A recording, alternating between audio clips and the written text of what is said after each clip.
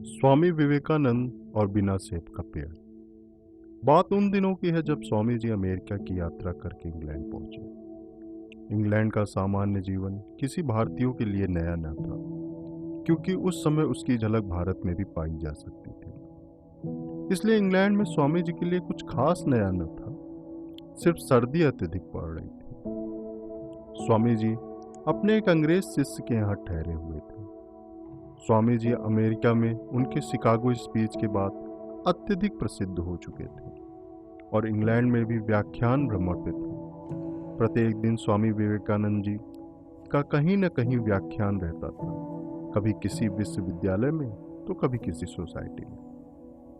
स्वामी जी पुस्तकों के बहुत बड़े प्रेमी थे और हर दिन कोई न कोई पुस्तक जरूर पूरी पढ़ लिया करते थे। कोई भी 400 से 700 पन्नों की पुस्तक को उनको खत्म करने का समय केवल 2 से 3 घंटे लगता था, परंतु उनके पुस्तकें बाहर कहीं पेड़ के नीचे पढ़ना अच्छा लगता था। स्वामी जी जहाँ रुके थे वहाँ आसपास हर जगह आम के बाग थे। बाग के पेड़ों पे सेब लदे थे। सेब का मौसम भी था। स्वामी जी किसी सेब के लदे पेड़ के नीचे बैठ के पुस्तक पढ़ना नहीं चाहते थे। इसके 2 कारण थे। पहला कि पेड़ का मालिक किसी अनजान मनुष्य को अपने सेब से लदे पेड़ के नीचे बैठा देखना पसंद नहीं करेगा, क्योंकि उसको लगेगा कि वो मनुष्य उसका सेब खा रहा है। दूसरा कारण है कि सेब को तोड़ने या उसकी देखभाल को लोग आते जाते रहेंगे, जो कि स्वामी जी के एकांत को बेवजह छेड़ते हैं। इसलिए स्वामी जी ने एक थोड़ी ही दूरी पे ऐसा पेड़ खोजा जो बिना सेबों का था।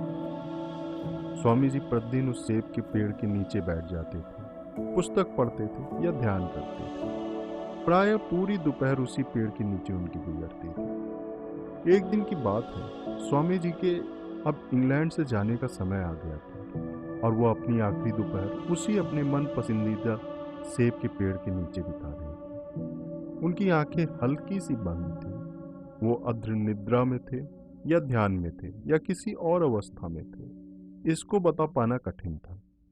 दोपहर समाप्ति पे आ गया था। तभी एक औरत और आदमी उस पेड़ के पास आए। आदमी के हाथ में कुल्हाड़ी थी। उन्होंने स्वामी जी को वहां बैठे पाया। वो स्वामी जी की वेशभूषा देख के समझ गए कि स्वामी जी एक भारतीय हैं। उन दोनों व्यक्तियों, जो कि पति पत्नी थे, का ही वो पेड़ था। उन्होंने स्वामी जी को देख के सोचा वो निद्रा में है। तो जो पति था उसने स्वामी जी को जगाने के लिए आवाज दी। स्वामी जी नहीं उठे। फिर उसने और जोर से आवाज दी, फिर भी स्वामी जी को कोई फर्क नहीं पड़ा। वो दोनों थोड़ा डर गए। उन्हें लगा कि स्वामी जी वहां उनके पेड़ के नीचे बेहोश पड़े हैं। स्वामी जी पेड़ से टेक लिए हुए बैठे थे। पति गया और पेड़ के तने को जोर से हिलाया। अब स्वामी जी की आंखें खुल गई। स्वामी जी ने जब अपनी आंखें खोली तो उनके चेहरे पे अजब सा ही तेज था, जैसे कि किसी दिव्य दुनिया से वो अभी तुरंत लौटे हैं। उनके चेहरे का तेज देख के दोनों पति पत्नी वशीभूत हो गए। उनके शब्द खो गए। उस दिन स्वामी जी के पास कोई पुस्तक नहीं थी। उन्होंने अपने जूते को पैर में डालते हुए बहुत ही साफ अंग्रेजी में और गहरी आवाज में पति के हाथ में कुल्हाड़ी देखते हुए बोला, आपको अभी इसको 2 मौसम और देना चाहिए। पति ने सुना, पर वो कुछ बोल न पाया। वास्तव में वो कुछ समझ ही नहीं पाया। वो और अधिक आश्चर्य में पड़ गया। स्वामी जी उसकी दुविधा समझ गए। वो तब तक अपने जूते पहन चुके थे। वो उठे और पेड़ के तने को प्यार से हाथ फेरते हुए कहा, यह आप लोगों को फल देगा, पर इस मौसम में नहीं, अगले मौसम में। हाँ, उसके अगले मौसम में आपको फल देने लगे। अब तक उन पति पत्नी को समझ में आ गया था कि स्वामी जी क्या कहना चाह रहे थे। वो दोनों घर से कुल्हाड़ी लेके उस पेड़ को काटने चले थे। उस पेड़ पे पिछले 10 वर्ष से, जब से वो पेड़ लगा था, एक भी सेब न लगा। उसके साथ सभी लगे पेड़ पे 2 वर्ष पहले से ही सेब लगने लगे थे। सर्दियां पड़ने लगी थी, इसलिए पति पत्नियों को लकड़ियों की जरूरत पड़ रही थी। इस बेकाम के पेड़ को काटने की का ख्याल उनमें आया और वो इसीलिए कुल्हाड़ी लेके आ गए। पति ने जब स्वामी की बात सुना तो उसके हाथ से कुल्हाड़ी छूट गई। पत्नी ने स्वामी जी से पूछा, मगर आपको ये सब कैसे पता? स्वामी जी ने मुस्कुरा के उत्तर दिया, मुझे और भी कई बातें पता है, जैसे वो उस तरफ लगा हुआ पेड़। वो पेड़ इसी पेड़ के साथ लगा था, परंतु उसमें 2 वर्ष पूर्व ही सेब लगने लगे। पर उसके फल कुछ खास रस से भरे नहीं होते। और वो जो वो वाला पेड़ है, वो दूर, वो पेड़ इस पेड़ के बाद लगा। उसमें पिछले साल ही सेब लग गए थे। इस वर्ष नहीं लगे, परंतु आप लोग चिंता मत करिए, अगले वर्ष फिर उसमें मीठे फल लगेंगे। हाँ, इस पेड़ में फल लगने में अभी समय है, 2 वर्षों का समय। आप लोग प्रतीक्षा मत करिए। इसमें वो खट्टे फलों की खाद मत डालिए या अत्यधिक पानी से इसे मत सींचिए। यह बात निर्भर हो गया है, इसकी जड़ें पर्याप्त नीचे पहुंच चुकी हैं। इसको अत्यधिक खाद और इसकी ज़्यादा सिंचाई के कारण इसका प्राकृतिक विकास रुक गया था। पेड़ किसी बड़े होते हुए बच्चे की तरह होते हैं। उनको सुधारने के लिए उस पर ज़्यादा दबाव डालेंगे तो बिगड़ ही जाते हैं।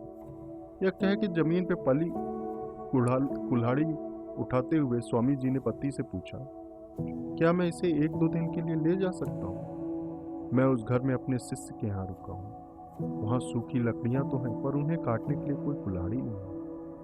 आप कल आके इसे वहाँ से वापस ले लीजिएगा। पति ने ठीक में सर हिला दिया। स्वामी जी कुल्हाड़ी लेके वहाँ से जाने लगे। तभी पत्नी ने फिर पूछा, मगर आपने बताया नहीं, आपको ये सब मालूम कैसे चला? स्वामी जी ने कुल्हाड़ी की तरफ देखते हुए कहा, यह जिसकी हत्या करने आया था, उसी ने मुझे सब कुछ ही बताया। इतना कहकर स्वामी जी चले गए। दोनों पति पत्नी एक दूसरे को देखते हुए रहे। अगले दिन जब पति स्वामी जी के शिष्य के घर स्वामी जी से मिलने गए, तब उसे मालूम पड़ा कि स्वामी जी उसी सुबह जर्मनी को निकल गए और वापस लौट आए बिना अपनी कुल्हाड़ी के बारे में पूछे। 2 वर्ष के पश्चात स्वामी जी जब बेल्लूर मठ में थे, तब उन्हें इंग्लैंड से एक लिफाफा मिला। लिफाफे में एक लंबा सा पत्र और एक फोटो थी। फोटो ही देख के पता चल रहा था कि उस पत्र में क्या होगा। फोटो में पेड़, जिसके नीचे स्वामी जी ने उनके इंग्लैंड के दिनों की दोपहर व्यतीत किया था, पे सेब लदे पड़े थे और उसके अगल बगल वही पति पत्नी खड़े थे। स्वामी जी के एक शिष्य ने फोटो देख के पूछा, ये दोनों आपके शिष्य हैं क्या स्वामी जी? स्वामी जी ने उत्तर दिया, नहीं, लेकिन जो वो बीच में है वह मेरा मित्र।